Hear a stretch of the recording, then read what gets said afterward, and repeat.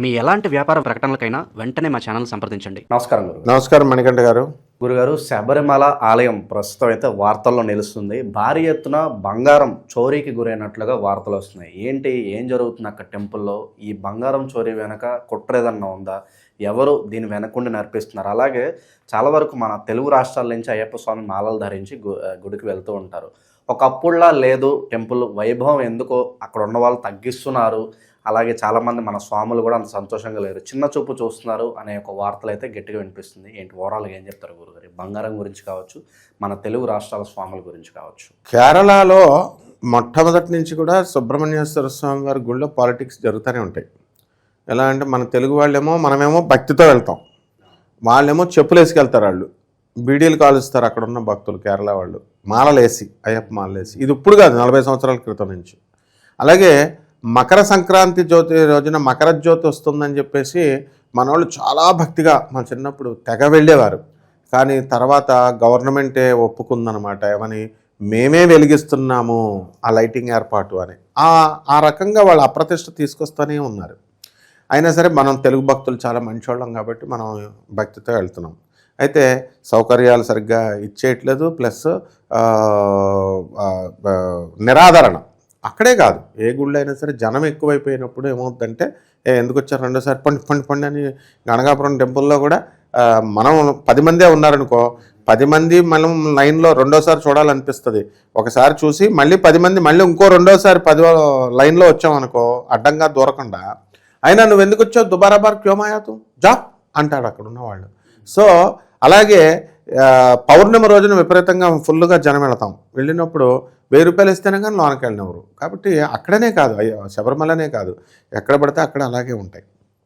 ఇకపోతే మనము ఈ బంగారం కేసు దగ్గరికి వచ్చినప్పుడు, ఇది 2 నెలల క్రితమే జరిగింది. ఎప్పటి నుంచో దొంగతనాలు జరుగుతూనే ఉన్నాయి. బయట రాకుండా దేవస్థానం వాళ్ళు మేనేజ్ చేసేస్తున్నారు గవర్నమెంట్. ఇప్పుడు అక్కడ ఉన్నటువంటి గవర్నమెంటు సోనియా గాంధీతో వాళ్ళకు పొత్తులు ఉన్నాయి కాబట్టి అక్కడ అది సిబిఐకి ఎంక్వైరీ ఇవ్వకుండా చేస్తున్నారు. అసలు ఇప్పుడు ఏం జరిగింది, అక్కడ సోనియా గాంధీ గారు ఈ మధ్యన ఉన్ని కృష్ణన్ అన్న అతనితో ఫోటో ఒకటి బయటపడింది. ఆ ఉన్ని కృష్ణన్ అనేటటువంటి వ్యక్తే ఇందులో ప్రథమ ఎక్యూజ్డ్, A1 ప్రధాన నిందితుడు అతనే. మొన్న సిట్ ఇన్వెస్టిగేషన్ జరిగింది.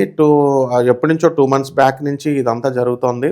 వీళ్ళు ఏం చేస్తున్నారంటే, ద్వారపాలకుల దగ్గర ఉన్నటువంటి బంగారం ప్లేట్లను దుబ్బేస్తున్నారు. తర్వాత ఇక లోన మెయిన్ విగ్రహం ఉంది, బంగారం, అక్కడ ప్లేట్లు, అక్కడ ఈ తలుపులకి అంటించిన ప్లేట్లు రిపేర్ చేస్తాము అని చెప్పి తీసుకెళ్ళడం, అవి మాయం చేసాడు.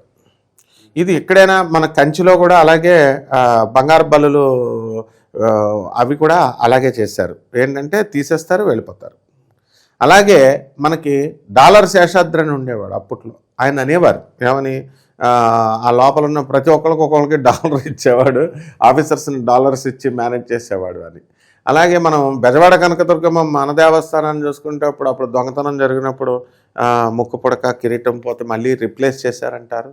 తర్వాత ఈ యొక్క దీన్ని చీరలు దొంగతనమైనవి, ఈ దొంగతనమైనవి అని మనం వార్తలు ఎప్పటికప్పుడు వింటూనే ఉంటాం.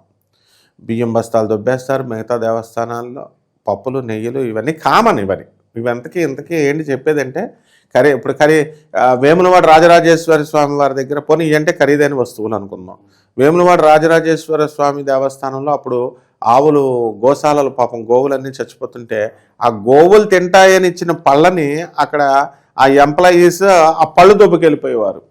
సో గవర్నమెంట్ ఎంప్లాయీ మెంటాలిటీ అలాగే ఉంటుంది, కొంతమందికి ఫ్రీగా వస్తుంది కదా అని చెప్పేసి. కాబట్టి వాళ్ళ జీతాలకు వాళ్ళు ఇది చాలా పెద్ద నేరం అన్నమాట ఈ యొక్క అయ్యప్ప స్వామి. గవర్నమెంట్ కూడా అక్కడ తెలిసి కూడా చూసి చూడనట్టు వదిలేస్తుంది అంటున్నారా? అంటే గవర్నమెంటే, అవును, చేసేదే గవర్నమెంట్. మరి గవర్నమెంట్ ఇప్పుడు వాళ్ళకి పొత్తుంది కాంగ్రెస్ పార్టీతో. సోనియా గాంధీ ఉన్నికృష్ణన్తో దిగింది. ఆ తర్వాత ఆ బంగారం కొన్నటువంటి వ్యక్తి పేరు గోవర్ధన్ జ్యువెలరీది. సిట్ ఇన్వెస్టిగేషన్ వేసింది, పర్ఫెక్ట్గా స్టేట్ గవర్నమెంట్ చేస్తుంటే మళ్ళీ వీళ్ళు ముగ్గురు కూడా ఇమ్మీడియట్ మీటింగ్ పెట్టేసుకున్నారు. ఏంటి, సిట్ వేస్తున్నాము అని అనగానే వీళ్ళు ఎంక్వైరీ ఇలా చెప్పాలని అంతా మొత్తం సాక్ష్యాలన్నింటినీ ట్యాంపరింగ్ చేశారు, మాయం చేసేసారు. సెల్ ఫోన్స్లో ఉన్నటువంటి డేటాను తీసేశారు. మరి ఎంత ప్రత్యక్షంగా పబ్లిక్కే ప్రెస్ ద్వారా బయటకు వచ్చినప్పుడు మరి గవర్నమెంట్కి తెలియకుండా ఉంటుందా? గవర్నమెంట్ మేనేజ్ చేస్తుంది కదా, కాబట్టే, లేకపోతే సిబిఐ ఇన్వెస్టిగేషన్కి ఇవ్వాలి కదా. కాబట్టి ఇలాంటివన్నీ కూడా సిబిఐ ఇన్వెస్టిగేషన్స్ ఇచ్చి తీరాలి.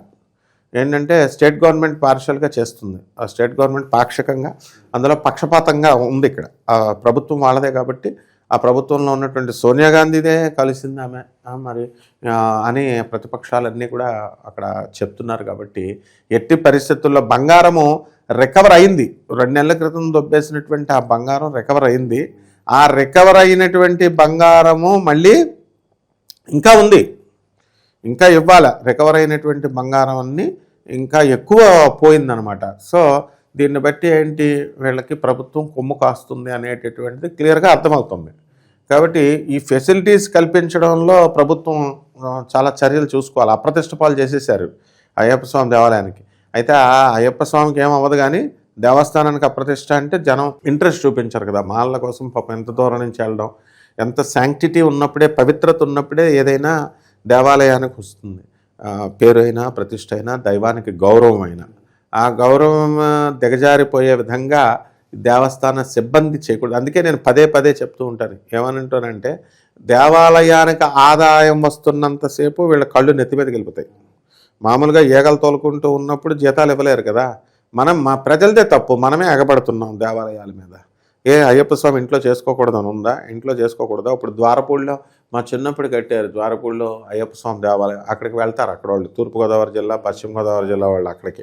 అలా లోకల్ విజయవాడలో గొల్లపూడి దేవాలయానికి వెళ్తారు. అలా ఏ దేవాలయానికి అక్కడ దగ్గర దేవాలయాలకు వెళ్ళొచ్చు.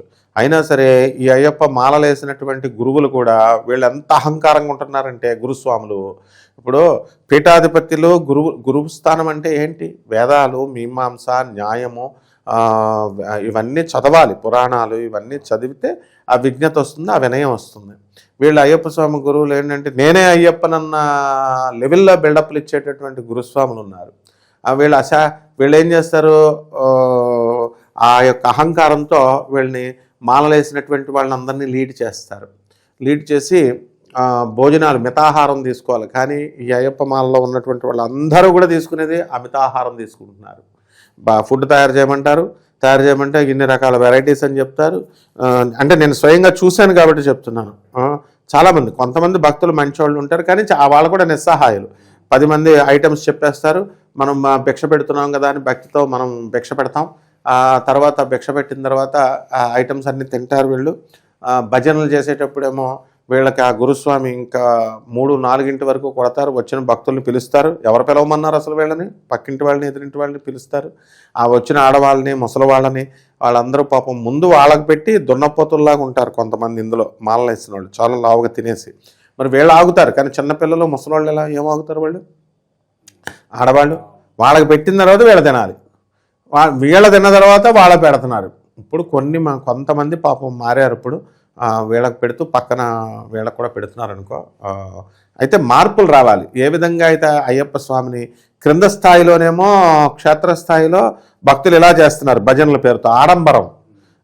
దాంతో అయ్యప్ప స్వామి పూజ చేసేటటువంటి వాళ్ళతో అది పెద్ద బిజినెస్ లాగా తయారైపోయింది. మెట్లు వేయడము, ఇవి వేయడము, ఒక పెళ్ళే చేసేయచ్చు. అలాగే ఇక్కడి నుంచి మా ఫ్రెండ్ ఉన్నాడు అనమాట, మా శిష్యుడు బోయినపల్లిలో. ఇక్కడి నుంచి ఏకంగా 150 మందిని వీళ్ళంతా నడుచుకుంటూ వెళ్ళిపోతారు. వ్యాన్లో బియ్యం బస్తాలన్నీ వేసేసుకుంటారు. ఎక్కడ పడితే అక్కడ ఆగుతూ తింటూ అలాగ చేస్తూ పాపం ఎంతో మంచి భక్తితో వెళ్ళేవాళ్ళు కూడా ఉన్నారు. మా వాళ్ళంతా మంచి భక్తితో వెళ్తారు. కానీ ఏదైనా గురుస్వాముల్లో కూడా ఎవడం పెడితే వాడు గురువు అవ్వడు. అయ్యప్ప స్వామి ఆలయసిస్తే గురుస్వామి ఎలాగైపోతాడు? 18 సార్లు 15 సార్లు వెళ్ళిపోతే గురుస్వామి అయిపోతాడు. గురుత్వం వచ్చేసి చాగంటి కోటేశ్వరరావు గారు అయిపోతారా? గరికపాటి నరసింహారావు గారిలాగా అయిపోతారా? వేదాలు, శాస్త్రాలు, పురాణాలు చదవాలి, వినయం, విధేయత. ఎవరైతే గురువు అహంకారంతో ప్రవర్తిస్తున్నాడో, ఎవరైతే వాళ్ళు ఎంత పెద్ద ప్రవచనకారులైనా, ఎంత పెద్ద స్వామీజీలైనా ఆ విజ్ఞత పనిచేయదు. అప్పుడు అప్రతిష్టే. ఆ దేవుడికి అప్రతిష్ట, ఆ శాస్త్రానికి అప్రతిష్ట, ఆగమశాస్త్రానికి అప్రతిష్ట. వీళ్ళు చేస్తున్న పని అదే అనమాట. సో ఆగమశాస్త్రానికి విరుద్ధంగా వీళ్ళు చేయడము, ఆడవాళ్ళు రాకూడదని అంత పెద్ద బిల్డప్లు ఇచ్చి ఇది చేశారు. కేరళ గవర్నమెంట్ ఆడవాళ్ళు రావచ్చు అని చెప్పి ఇప్పుడు పెట్టారు. అమెండ్మెంట్స్ వచ్చినాయి. ఇంతకుముందు స్త్రీలు, చిన్నపిల్లలు, రజస్వల కానటువంటి వాళ్ళు, ఆడవాళ్ళు, ముట్టులు అయిపోయినటువంటి వాళ్ళు వెళ్ళేవారు. ఇప్పుడు కేరళలో మరి సాంప్రదాయాలు, దేవాలయాలు, ఆ ట్రస్ట్, అయ్యప్ప స్వామి విచిత్రం ఏంటంటే అయ్యప్ప స్వామి గుడి ఎండోమెంట్స్ బోర్డులోకి రాదు. అందుకని వీళ్ళ ఆటలు సాగుతున్నాయి.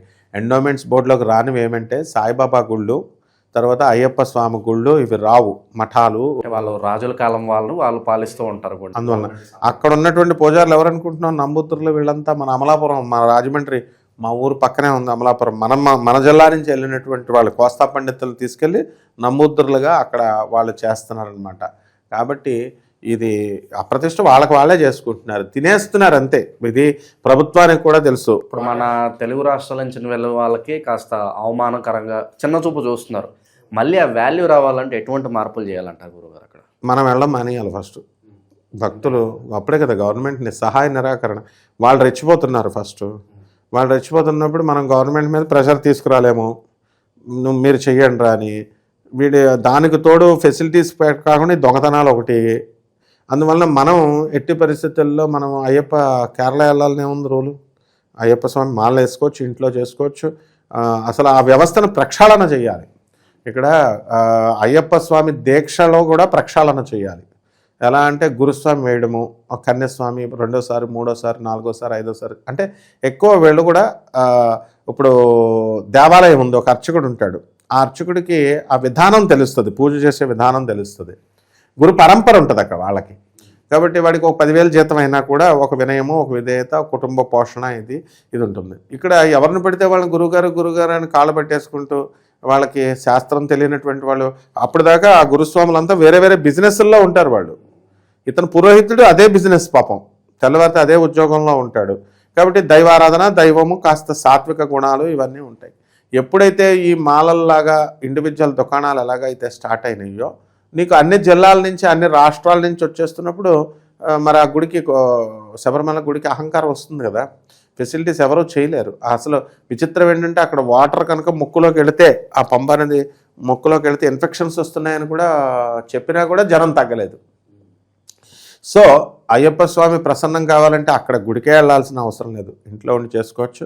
పోనీ సెంటిమెంట్గా ఉండి గుడిలోకి వెళ్ళి మాల తీసుకోవాలనుకుంటే లోకల్ గుళ్ళు బోల్డ్ ఉన్నాయి. అండ్ గురుస్వాములు, ఇకపోతే ఈ గురుస్వాములను పాడు చేసేసింది ఎవర్రా అంటే ఈ అయ్యప్ప మాలలో కొత్తగా వేసేవాళ్ళు. మెహర్బానీ కోసం, అయ్యప్ప స్వామి అనుగ్రహం కోసం కాకుండా ఈ గురుస్వాముల మెహర్బానీ కోసం గురుగారు అంటే వీళ్ళ కాళ్ళ చుట్టూ తిరగడం, వీళ్ళు అహంకారంతో అదిలించే వాళ్ళని నేను బోల్డ్ మందిని చూశాను, గట్టిగా మాట్లాడేవాళ్ళని. మరి ఈ అట్లా మాట్లాడకూడదు, సాత్వికంగా ఉండాలి. గురుత్వం అంటే ఏంటి? శంకరాచార్య గురువు అవుతాడు కానీ, జగద్గురు ఆదిశంకరాచార్యులు గురువు అవుతాడు కానీ, కాషాయ బట్టలు వేసుకున్న నాలాంటి వాళ్ళు ఇలా మాలలో సాల్వాలు వేసేసుకుంటే నేను గురువు అయిపోతానా? నెవర్. అది గురు పరంపర అవుతుంది. జగద్గురు అయినటువంటి ఆదిశంకరుడు, జగద్గురు అయినటువంటి శ్రీకృష్ణుడు, జగద్గురు అయినటువంటి దత్తాత్రేయ స్వామి వారు, దక్షిణామూర్తులు వారు, తర్వాత నృసింహ సరస్వతి, వీళ్ళు గురువులు, జగద్గురువులు. మరి వాళ్ళ ఆచరణలో మనం ప్రవచనాలంతా కూడా చెప్పేటటువంటి వాళ్ళు స్వామీజీలు. ఇప్పుడు వీళ్ళందరూ ఉన్నారు స్వామీజీలు, వీళ్ళంతా కూడా సాత్వికంగా చెప్పాలి. ఏనాడైతే మనం వీళ్ళ డీవియేషన్స్ తెలిసిపోతాయి. Men assess through your actions, not by your words. మనుషులు నీ యాక్షన్స్ని బట్టి వీడు ఎక్కడ చెడిపోయాడో, ఎక్కడ చెడిపోలేదో, ఎంత పీఠాధిపతి అయినా తెలిసిపోతారు. కాబట్టి ప్రజలు చాలా తెలివైన వాళ్ళు. దీనికి ఒకటే పరిష్కార మార్గం. మనం ఏంటంటే తండోపతండాలుగా వెళ్ళిపోవడం వల్ల వచ్చిన ప్రాబ్లం ఇది. కొంచెం రెగ్యులేట్ చేసుకొని మనం లోకల్ గుళ్ళకి వెళ్తా, మరీ గుళ్ళకి వెళ్ళొద్దంటే హిందూయిజంలో ఉంటే ఏం నీకు బుద్ధి లేదని అలా చెప్తున్నాం అంటారు. కాబట్టి మనము వెళ్ళాలి, మాలలు వేసుకోవాలి, ఇంట్లో వేసుకోవాలా. Perfect learned persons. కమర్షియలైజేషన్ తగ్గించేయాలి.